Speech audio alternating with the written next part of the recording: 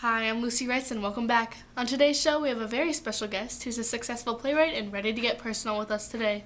Everybody please put your hands together for the marvelous William Shakespeare. Thank you. I'm glad I could make it. We're so happy you're here today, am I right, ladies? Wow, so it was quite a trip you took here, huh? Yeah. Where'd you come from? Well, originally I was born in Stratford upon Avon, and that is where I met my beautiful wife, Anne Hathaway. Shout out to you, honey. But recently I've been in London for work, and I had to leave the family behind, which has been hard, but I'm finally back with them, and it feels good. That's good. Mm-hmm. Oh, how was your time in London? Isn't it beautiful there? Yes, it was. It was a great time. I spent a lot of time as a playwright and an actor. I worked for the London Theatre, and my first plays were published. It was The Comedy of Errors, Richard III, and Henry IV. Wow, I've never heard of these plays. Were they of much success? Yes, they were pretty successful. They were running for a long time until the plague hit London. But during that time, the theater closed down. No worries, though. I wrote some of my best plays during that time, and the plague left. I signed out with Lord Chamberlain's men, which is a pretty prestige acting company. So. Oh, that's amazing. Who do you owe for all this success? Well, first off, my wife, Anne, lovely lady, and my two daughters, Susanna and Judith, and lastly, my deceased son, Hamnet. Oh no, that must have been so hard. How did he die, if you don't mind me asking? How old was he? That wretched plague I was talking about earlier, took him away from me. It's okay, though. I've coped. Oh my gosh, I'm so sorry for making you talk about it. It's really a shame.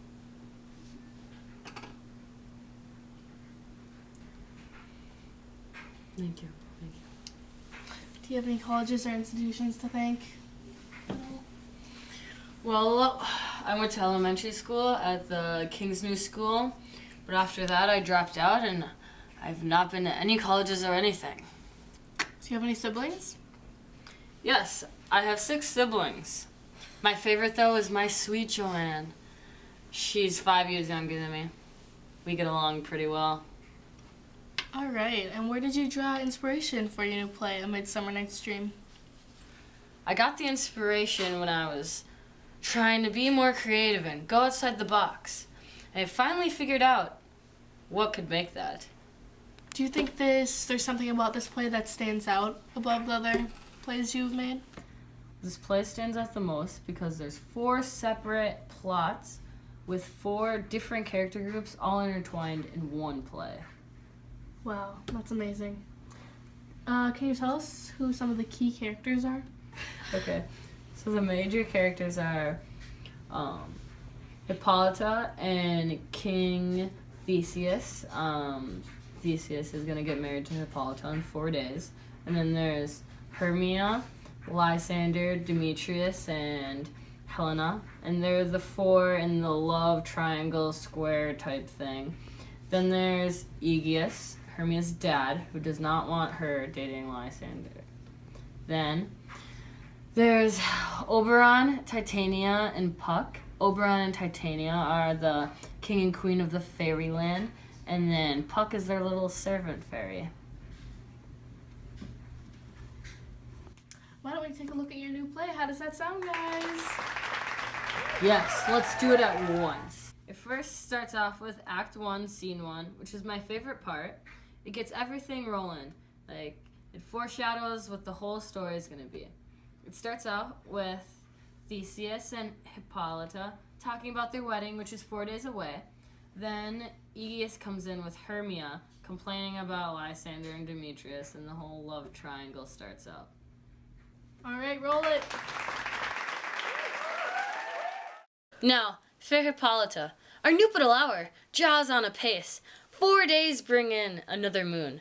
But oh, methinks how slow this old moon wanes. She wingers my desire, dowager, long withering out a young man revenue. 4 days will quickly sleep themselves in night. 4 nights will quickly dream away the time. And then the moon, like a silver bow, new bent in heaven, shall behold the night of our solemnities.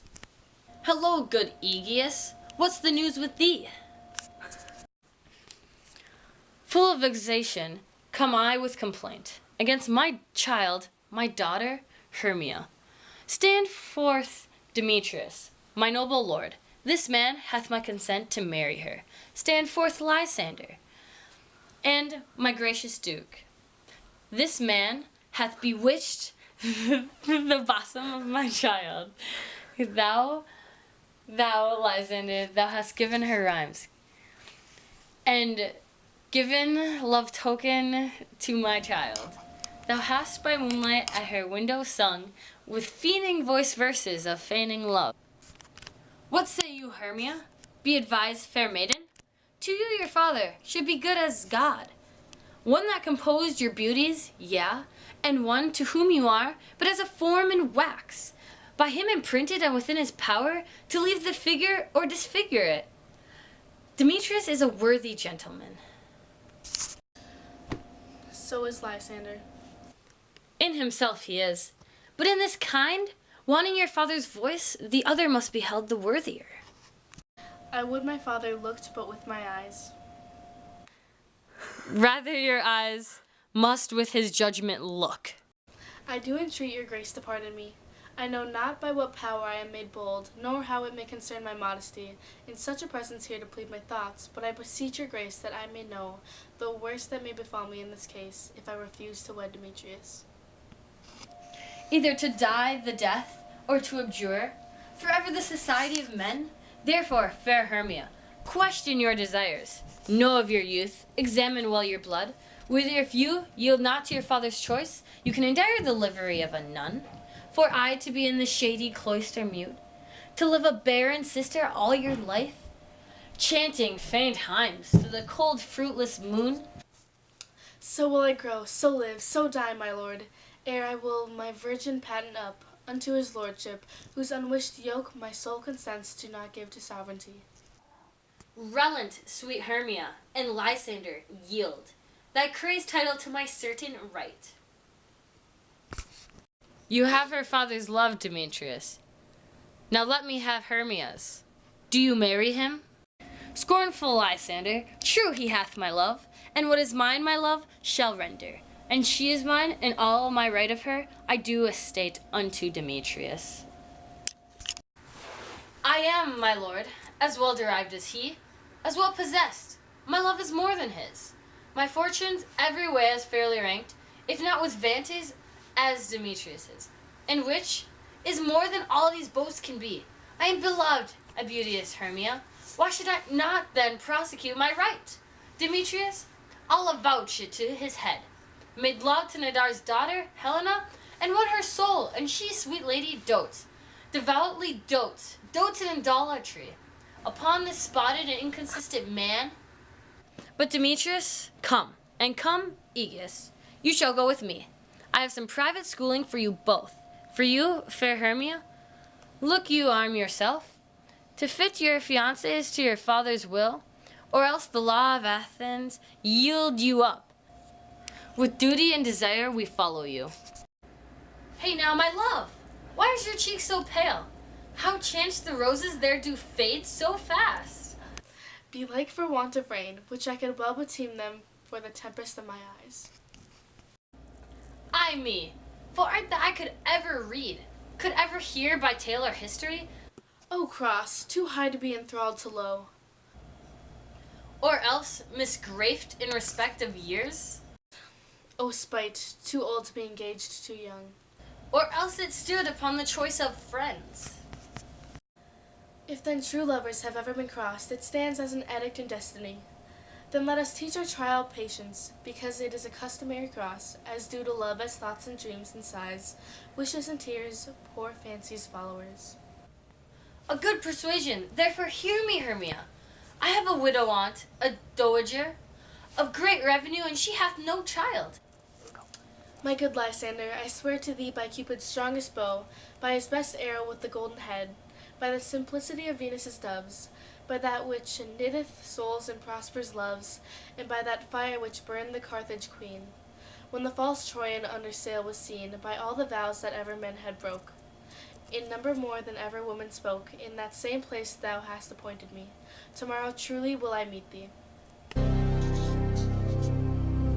Who is this young boy? I stole him. What is this attention you're giving him? Give him to me at once. No! Give it!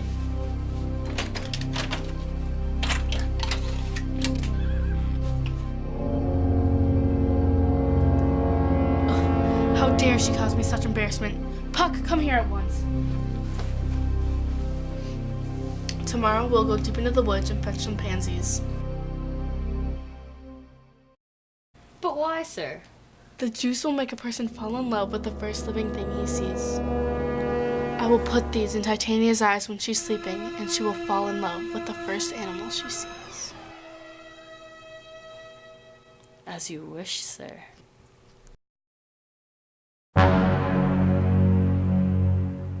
Leave me alone at once, Helena. But Lysander and Hermia are gonna run away together. Love me! Never. You will not succeed. I will hunt you down.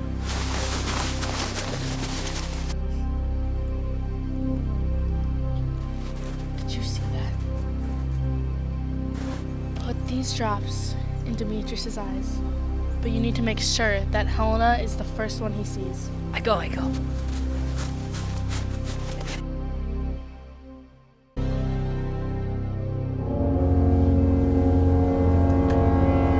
told her she would rue the day.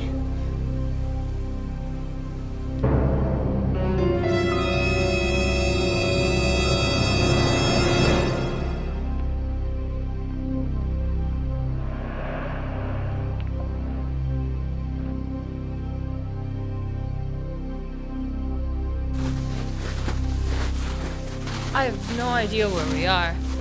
My aunt's house is nowhere to be found, but I promise, my love, we will find it soon.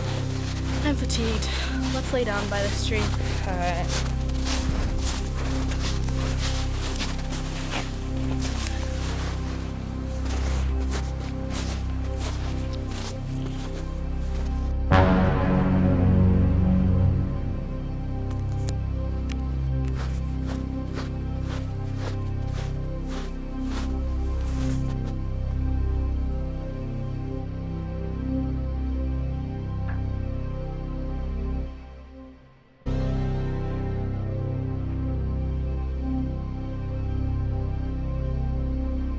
Stop!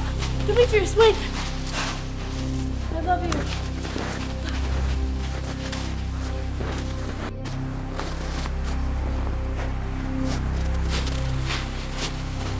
Lysander?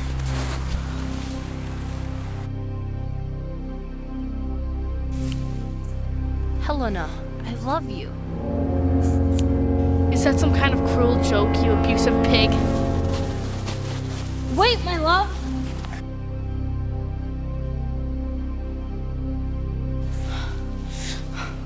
Oh, I just had the most awful dream. Lysander? Lysander?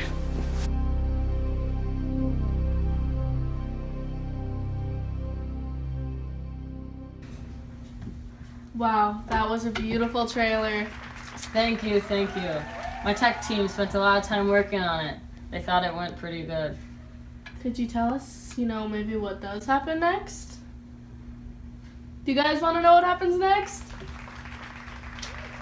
All right.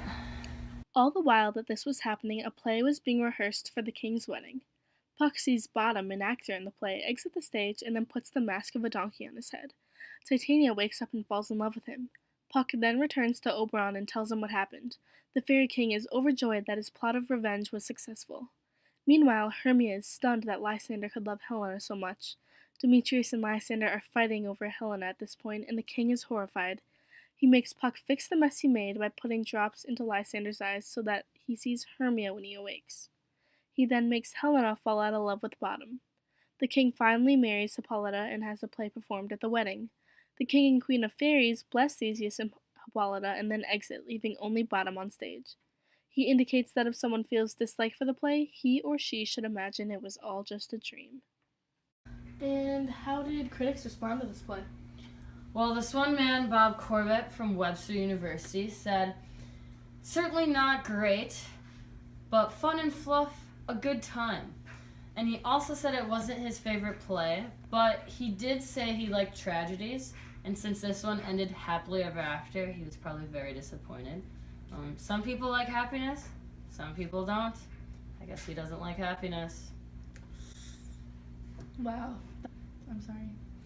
So let me ask you, how did you like it? Well, I personally loved it. I think it had some really great themes in it, such as, the difficult love, the aspect of dreaming, and like the whimsical magical feel.